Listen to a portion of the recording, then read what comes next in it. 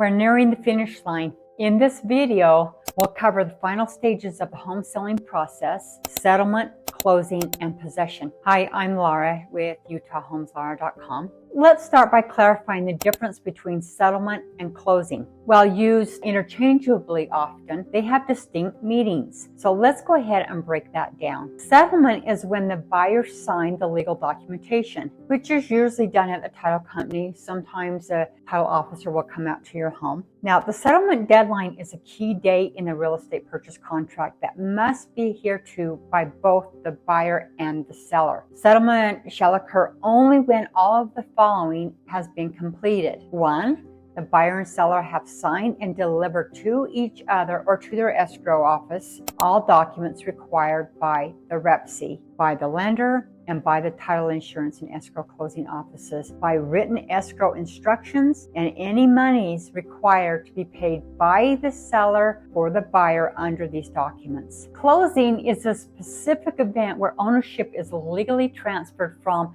the seller to the buyer. And this is when you sign the final documents and receive payment after settlement has been completed. Any new loan proceeds have been delivered by the lender to the seller or to the escrow closing offices. And the closing documents have been recorded in the office of the county recorder. Closing has to take place within 4 calendar days of settlement. But usually closing happens either the same day or the following business day after both the buyer and the seller have signed settlement documents. Now let's talk about when the buyer can take possession of their new property. Now, possession can occur on the day of closing and recording, or it can be several days or even weeks later. This depends on factors like whether the property is currently occupied, the buyer's moving plans, or any agreement made during negotiations. We'll work together to establish a possession timeline that works for everyone involved. Timelines are critical in real estate transactions. Delays can happen, but if the settlement deadline isn't met, you risk losing your earnest money deposit or facing legal action. We'll closely monitor deadlines and keep track of